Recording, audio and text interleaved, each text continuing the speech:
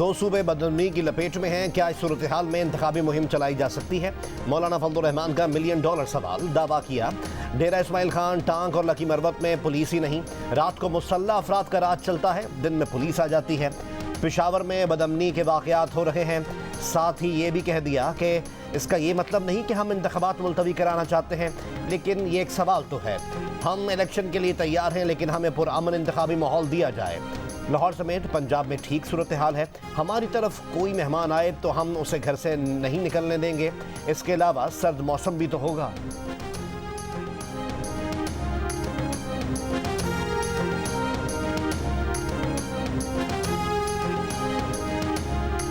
बार बार रुजू करने पर जवाब न देने वाली वजारत खजाना ने सख्त खत लिखने पर इलेक्शन कमीशन ऑफ पाकिस्तान को 8 फरवरी इलेक्शंस के लिए 17 अरब 40 करोड़ रुपए जारी कर दिए।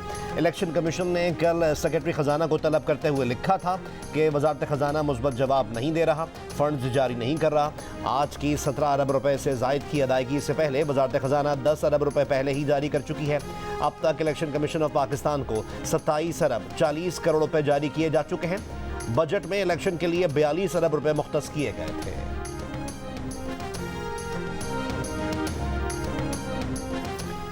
पेशावर के वारसिक रोड पर बारूदी मवाद का धमाका, 4 बच्चों समेत 7 अफराद जख्मी। 4 मुश्तबा अफराद जेर हिरासत। पुलिस के मुताबिक शिद्दत पसंद पुलिस की गाड़ी को निशाना बनाना चाहते थे। पुलिस मोबाइल गुजरने के 3 सेकंड बाद धमाका हुआ। धमाके की सीसीटीवी वीडियो भी सामने आ गई। वीडियो में धमाके के वक्त 2 अफराद को खड़े और रोड पर रिक्शा और दीगर गाड़ियों को चलते देखा जा सकता है। 4 किलो बारूदी मवाद सड़क किनारे सीमेंट के ब्लॉक में छुपाया गया था। धमाके में जख्मी होने वाले बच्चे बाबूगढ़ी के रिहायशी और अफगान बाशिंदे हैं।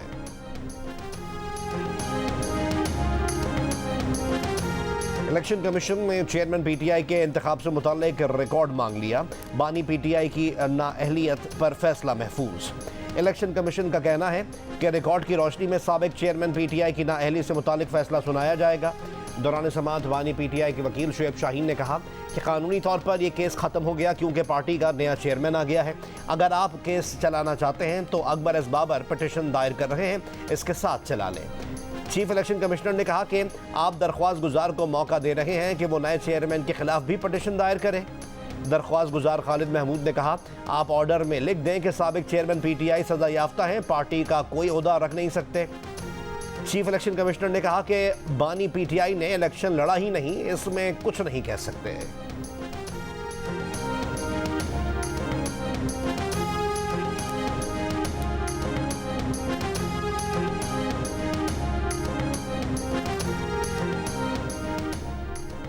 तहरीक इंसाफ के बानी रुकन अकबर एस बाबर ने तहरीक इंसाफ के इंट्रा पार्टी इंतखाबात इलेक्शन कमीशन में चैलेंज कर दिए। कहा दरख्वास्त के साथ वीडियोज़ और दीगर शवाहिद जमा करा दिए। धांधली ज़दा इंट्रा पार्टी इलेक्शन को कलअदम करार दिया जाए। शफाफ इलेक्शन कराने तक इंतखाबी निशान बल्ला वापस लिया जाए। पीटीआई इलेक्शन सिर्फ दिखावा, फरेब और इलेक्शन कमीशन को धोखा देने की नाकाम कोशिश थी। सियासी जमातों में जाली इंट्रा पार्टी इलेक्शन का अमल ख़त्म और तमाम बड़ी सियासी जमातों को इंतखाबी क़वानीन और ज़ाब्तों का पाबंद बनाया जाए। अकबर एस बाबर की प्रेस कॉन्फ्रेंस पर तहरीक इंसाफ का रद्द अमल। तर्जुमान तहरीक इंसाफ ने कहा कि पार्टी आइन और कानून के मुताबिक इंट्रा पार्टी इंतखाबात के बाद दस्तावेज कमीशन में जमा कर दी हैं। इलेक्शन कमीशन बल्ले के निशान को इल्तिवा में रखने के बजाय इसे पीटीआई को जारी करे। इलेक्शन कमीशन दरख्वास्त गुजारों की जानिब से इंतशार के बीज बोने की हौसला शिकनी करे।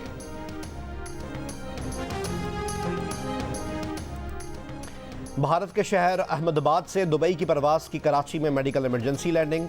तर्जुमान सिविल एविएशन के मुताबिक 27 साल भारतीय शहरी का शुगर लेवल लो होने की वजह से तबीयत खराब हुई। तिब्बी इमदाद के बाद भारतीय शहरी की तबीयत संभल गई। वापसी के लिए कराची एयरपोर्ट पर भारतीय मुसाफिर तैयारी की रिफ्यूलिंग की जा रही है।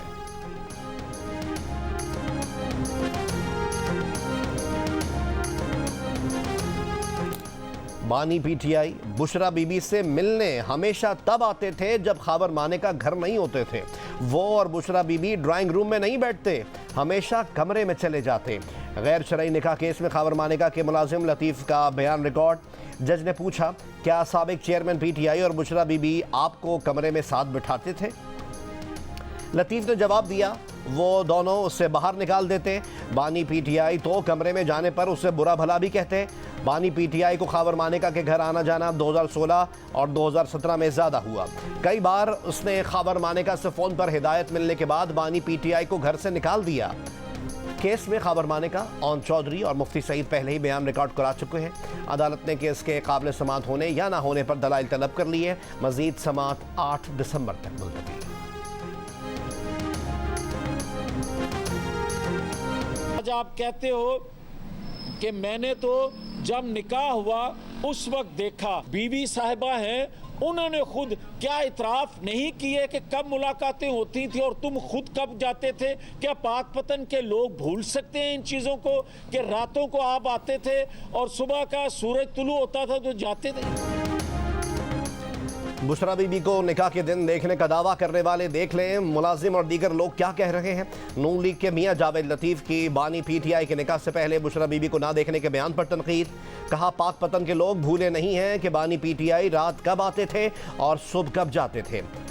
तर्जुमान इस्तेहकाम पाकिस्तान पार्टी फिरदौस आशिक अवान ने कहा कि अपने मुर्शद से मुलाकातें कब से चल रही थीं, ये बात साफ जाहिर है। मुल्क की मफाद की खातिर घर के भेदी ने भेद खोले तो लंका ढाने में एक लम्हा नहीं लगेगा।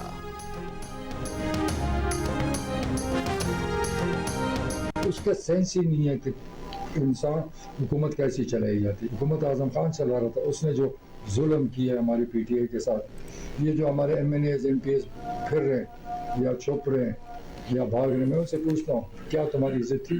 बाहर से कोई गधा भी आ जाता था वो बाइज्जत होता, लेकिन जो हमारे पीटीआई के लोग थे, जो MNAs MPs, उसको घास में नहीं लगा, उसको नफरत थी। बानी पीटीआई को काबीना के फैसलों का पता नहीं होता था, हुकूमत आजम खान चलाते थे। पीटीआई पार्लियामेंटेरियंस के सरबराह परवेज खटक का इंकशाफ। कहा, बानी पीटीआई रात को घर जाते और सुबह फैसले तब्दील कर देते। उन्हें शऊर ही नहीं था कि हुकूमत कैसे चलाई जाती है। बानी पीटीआई का किरदार 22 करोड़ अवाम ने खावर मानेका के मुंह से सुन लिया है। सीने में बहुत से राज दफन हैं, वक्त आने पर राजों से पर्दा हटाएंगे।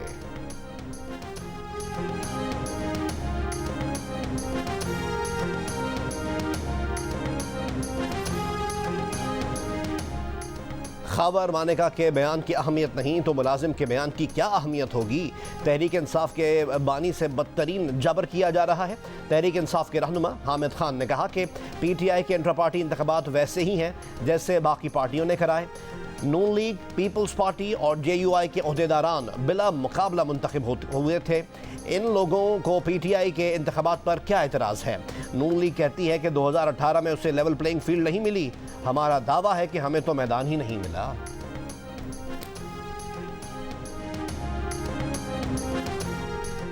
मुस्लिम लीग नून के रहनुमा एहसन इकबाल ने कहा है कि 9 मई को कायदे आज़म की हुर्मत खाकिस्तर की गई। पीटीआई ने रेड लाइन को क्रॉस किया। जमात के बानी का चेहरा माजी के हिटलर की शक्ल में नजर आया। उन्हें एहसान है 9 मई पर मुसल्लह अफवाज और कौम से मुआफ़ी मांगनी चाहिए। बोले, PDM की इज्तिमाई काविशों से पाकिस्तान डिफ़ॉल्ट से बच गया, लेकिन अफसोस हम 1997 के दौर में धकेले जा चुके। लाहौर में हज़ारा और मालाकंड डिवीज़न के उम्मीदवारों के चुनाव के लिए नवाज शरीफ और शहबाज शरीफ की ज़ेर सदारत नून लीग के पार्लिमानी बोर्ड का इजलास। मरीम नवाज और इसहाक डार समेत पार्टी रहनुमा शरीक।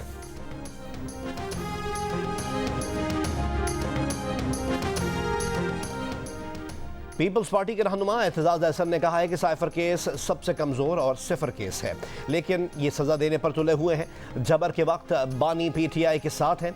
अपनी पार्टी से भी कहते हैं कि आज उनके साथ ऐसा कर रहे हैं, कल हमारे साथ ऐसा होगा। सुप्रीम कोर्ट ऑफ पाकिस्तान के 5 जजेस को आधी रात को कौन तलब कर सकता था? ये शहबाज शरीफ नहीं, बाजवा कर सकते थे।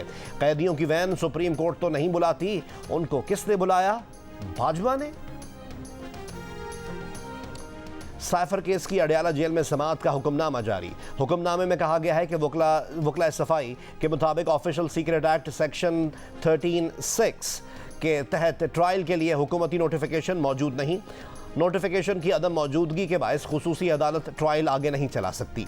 वकला सफाई की सदा मुस्तरद की जाती है, जो सिर्फ ट्रायल को ताखीर का निशाना बनाना चाह रहे हैं। प्रोसिक्यूशन को ट्रायल के हवाले से हुकूमती नोटिफिकेशन आइंदा समाअत से कबल जमा कराने की हिदायत की जाती है। 12 दिसंबर को बानी पीटीआई और शाह महमूद कुरैशी पर फर्द जुर्म आयद की जाएगी। बिजली महंगी कर दी गई, गैस मजीद महंगी करने की तैयारी। नेपरा ने बिजली ₹3.07 फी यूनिट महंगी करने का नोटिफिकेशन जारी कर दिया। बिजली अक्टूबर की फ्यूल प्राइस एडजस्टमेंट की मद में महंगी की गई। वसूली दिसंबर के बिजली बिलों में होगी। लाइफलाइन सार्फिन और के इलेक्ट्रिक सार्फिन पर इतलाक नहीं होगा। स्वी नॉर्दर्न ने गैस मजीद 137.6% महंगी करने की दरख्वास्त ओगरा में दायर कर दी। स्वी नॉर्दर्न ने गैस की कीमत में इजाफा 1 जुलाई 2023 से मांगा है। दरख्वास्त पर समाअत 11 दिसंबर को होगी। नेपरा रिपोर्ट के बाद बिजली तकसीमकार कंपनियों के सीईओज के नाम ECL में डाले जाएं। साबिक चेयरमैन सेनेट मियां रजा रब्बानी ने सार्फिन से जायद रकम की वसूली पर बिजली तकसीमकार कंपनियों के खिलाफ कार्रवाई और इजाफी रकम सार्फिन को वापस करने का मुतालबा कर दिया। कहा, बिजली तकसीमकार कंपनियां इजाफी बिलिंग के जरिए सार्फिन को जिंदा दरगोर कर रही हैं। सेनेट की कमेटी नेपरा रिपोर्ट पर जिम्मेदारों के खिलाफ सजा तजवीज़ करे। अमेरिका और अफगानिस्तान की जेलों में आफिया सिद्दीकी का रेप किया गया। आफिया को जेल के गार्ड्स ने 2 बार जिनसी ज्यादती का निशाना बनाया, जबकि जेल के कैदियों के हाथों आफिया अनगिनत बार जिनसी हिरासानी का निशाना बनती रही। डॉक्टर आफिया से बगराम में जिनसी ज्यादती बतौर तफ्तीशी हरबा की गई। डॉक्टर आफिया के वकील क्लाइव स्टैफर्ड स्मिथ के अमरीकी जेल में डॉक्टर आफिया सिद्दीकी के साथ होने वाले बदसलूकी से मुताल्लिक खौफनाक इंकशाफात। जियो न्यूज़ से गुफ्तगू करते हुए कहा कि हुकूमत पाकिस्तान को आफिया से होने वाली जिनसी ज्यादती के बारे में सब पता है। बोले कि एक अमरीकी शहरी की हैसियत से जो कुछ अमरीकी जेलों में आफिया के साथ किया गया उस पर उन्हें शर्मिंदगी है। अमरीकी जेलों में जो सलूक आफिया के साथ किया जा रहा है वो जिनसी बदसलूकी के लिहाज से नाकाबिले बयान है। उन्होंने कहा कि आफिया ने इन्हें जो तफसीलात बताई हैं वो इंतहाई तशवीशनाक हैं और सब सच हैं। उनका मजीद कहना था कि इस वक्त अमरीकी जेलों में 10,250 खवातीन हैं। इन तमाम खवातीन में से जिस खातून के साथ सबसे बुरा सलूक किया गया वो आफिया है। आफिया के वकील ने कहा कि यह हुकूमत पाकिस्तान की नाकामी है कि वो आफिया को वापस नहीं ला पाई। पाकिस्तान को अमरीका से आफिया की वापसी के मामले को तरजीह देना होगी।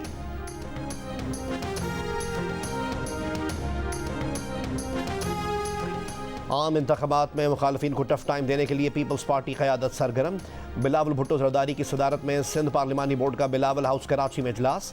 सूबाई पार्लिमानी बोर्ड ने आम इंतखाबात में टिकट्स की तकसीम से मुतालिक तजावीज़ दी। बिलावल भुट्टो जरदारी की इंतखाबात के हवाले से तैयारियों को तेज़ करने की हिदायत।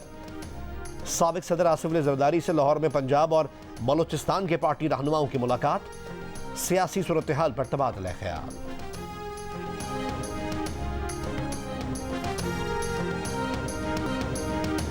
गजा पर इसराइली वहशियाना कार्रवाइयों के 2 माह मुकम्मल। दीर अल बलाह, खान यूनुस, नसेरात और ब्रीच कैंप में इसराइली बमबारी से एक रोज़ में 110 से ज़ायद फ़लस्तीनी शहीद हो गए। इसराइली टैंक्स के एम्बुलेंसेस पर भी हमले। फ़लस्तीनी हुक्काम के मुताबिक इसराइली फ़ौज का एक बार फिर फॉस्फोरस बमों का इस्तेमाल। खान यूनुस शहर को घेरे में ले लिया। फ़लस्तीनियों को इलाका खाली करने का कह दिया। आलमी इदारे सेहत को भी जनूबी गजा का गोदाम छोड़ने का अल्टीमेटम। एमनेस्टी इंटरनेशनल का गजा में अमरीकी साख्ता गोला बारूद इस्तेमाल होने का इंकशाफ। शहरियों पर गैर कानूनी बमबारी का जंगी जराइम के तौर पर तहकीकात का मुतालबा।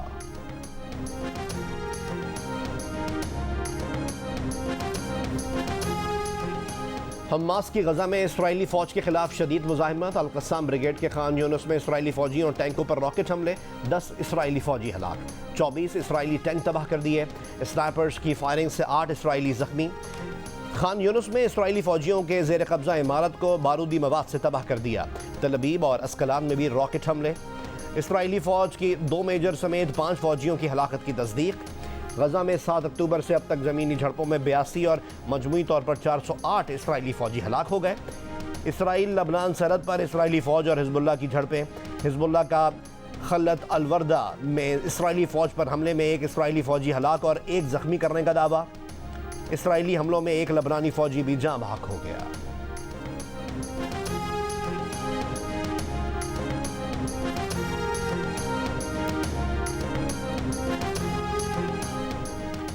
इसराइल जान ले कब्जे का दौर ख़त्म हो चुका। आरजी जंगबंदी मुकम्मल जंगबंदी का मुतबादिल नहीं। खलीज ताउन काउंसिल के 44वें इजलास से कतर के अमीर शेख तमीम बिन हमद अल सानी का खिताब। कहा, मकबूजा फ़लस्तीन पर काबिज़ हुक्काम ने तमाम इंसानी अक़दार की खिलाफ वर्जी की। आलमी बरादरी की इसराइली कार्रवाइयों को तवील अरसे तक जारी रखने की इजाज़त शर्मनाक है। इजलास से खिताब में तुर्क सदर एर्दोगान का कहना था कि गजा में हज़ारों बच्चों और ख़वातीन की शहादत इंसानियत के खिलाफ और जंगी जुर्म है। आलमी बरादरी इसराइल का मुहासबा करे। पीपल्स पार्टी के रहनुमा एतजाज़ अहसन का फ़लस्तीनियों को खराज अक़ीदत। लाहौर में किताब की तकरीब रुनुमाई की तकरीब के दौरान गजा की सूरत हाल पर फैज़ अहमद फैज़ की नज़म ये कौन सखी हैं गजा के नौजवानों के नाम करके सुनाई, जो उन्होंने 1961 में ईरानी तलबा के लिए पढ़ी थी।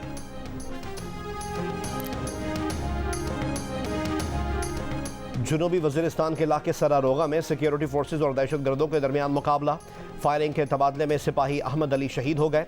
ISPR के मुताबिक बहादुर सिपाहियों की कुर्बानियाँ हमारे अज़्म को मज़ीद मजबूत करती हैं। पाकिस्तान की सिक्योरिटी फोर्सेज दहशतगर्दी की लानत को ख़त्म करने के लिए पुरअज़्म हैं। शाबाश पाकिस्तान वुमेन क्रिकेट टीम, शाबाश। पाकिस्तान वुमेन टीम ने कीवी टीम को मुसलसल दूसरे T20 में शिकस्त देकर पहली बार सीरीज अपने नाम कर ली। पाकिस्तान ने 6 विकेट पर 137 रन बनाए। मुनीबा अली ने 35 और बिस्मा मारूफ ने 21 रन बनाए। आलिया रियाज ने 1 छक्के और 3 चौकों की मदद से 22 गेंदों पर 32 रन बनाए। New Zealand women team 7 wicket 127 run बना सकी। फातिमा सना ने 3 विकेटें हासिल की। Player of the match Aliya Riaz का कहना है कि बड़ी टीम को सीरीज में हराने का ख्वाब पूरा हो गया।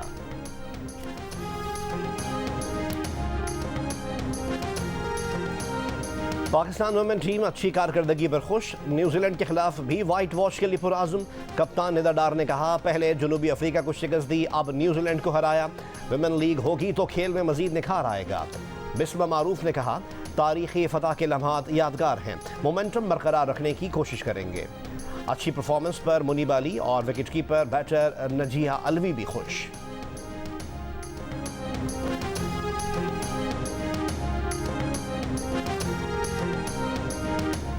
लाहौर पुलिस ने सिख यात्रियों से डकैती करने वाला गैर मुल्की गैंग कराची से गिरफ्तार कर लिया। पुलिस हुकाम ने दावा किया है कि मुलजमान ने तफ्तीश के दौरान गैर मुल्की एजेंसियों के लिए काम करने का एतराफ़ किया है। बाबा गुरु नानक के जन्मदिन की तकरीबात में शिरकत के लिए पाकिस्तान आने वाली सिख फैमिली ने लाहौर में IG पंजाब से मुलाकात की।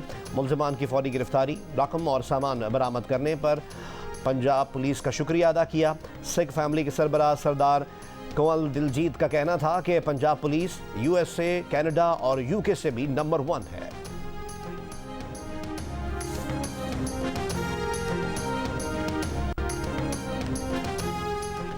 घरेलू तशद्दुद का शिकार रिजवाना को आज अस्पताल से डिस्चार्ज किया जाएगा। रिजवाना अस्पताल से डिस्चार्ज होकर अपने घर सरगोदा नहीं जाएगी, उसे चाइल्ड प्रोटेक्शन ब्यूरो मुंतकिल किया जाएगा। रिजवाना 5 माह जनरल हॉस्पिटल लाहौर में जेर इलाज रही। अस्पताल हुक्काम के मुताबिक रिजवाना मुकम्मल तौर पर सेहतयाब हो चुकी है। घर में काम करने वाली रिजवाना को इस्लामाबाद के सिविल जज की बीवी ने तशद्दुद का निशाना बनाया था।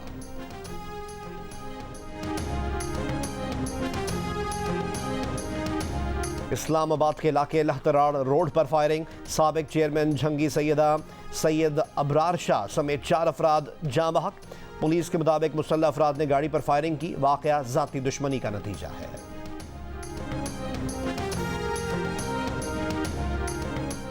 पेशावर में हयाताबाद मेडिकल कॉम्प्लेक्स से अगवा होने वाला नौमौलूद बाजियाब।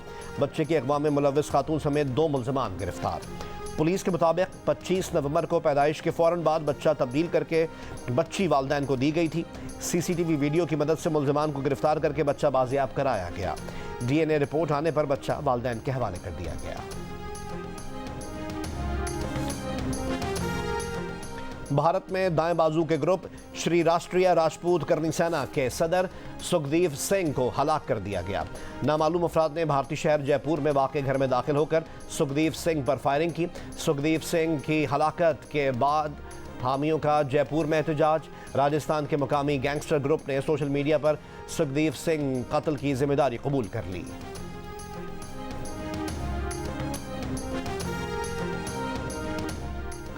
पाकिस्तान और प्राइम मिनिस्टर 11 के दरमियान 4 रोज़ा मैच आज से कैनबरा में शुरू होगा। पाकिस्तान टीम 4 फास्ट बॉलर्स और 1 स्पिनर के साथ मैदान में उतरेगी। बैटर्स इमाम, अब्दुल्ला, शान, बाबर, सऊद और सरफराज की शमूलियत का इम्कान। शाहीन, हसन और रिजवान को आराम देने का फैसला। दोनों टीमों के कप्तानों ने मैच की ट्रॉफी की रुनुमाई की। ऑस्ट्रेलियाई वज़ीर आज़म एंथनी अल्बानीज़ की जानिब से पार्लियामेंट हाउस में टीमों के एजाज़ में तकरीब का इनेकाद।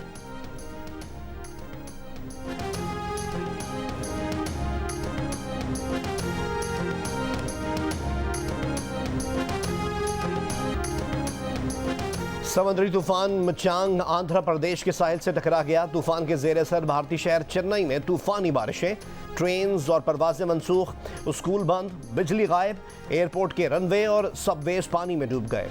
मुख्तलिफ हादसात में अमवात की तादाद 12 हो गई। तमिलनाडु, आंध्र प्रदेश और उड़ीसा रियासतों में हाई अलर्ट। चेन्नई में बारिश के पानी में फंसने वाले बॉलीवुड अदाकार आमिर खान को रेस्क्यू वर्कर्स ने कश्ती के जरिए महफूज मुकाम पर पहुंचाया।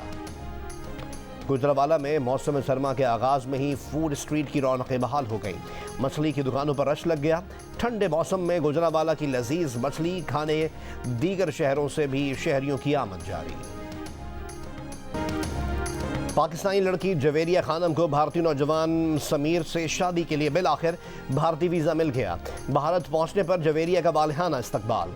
दोनों की 5 साल पहले इंटरनेट पर दोस्ती हुई थी। 5 साल में भारतीय हाई कमीशन ने 3 बार वीज़ा दरख्वास्त मुस्तरद कर दी। ताहम अब जवेरिया को 45 दिन का वीज़ा जारी कर दिया गया।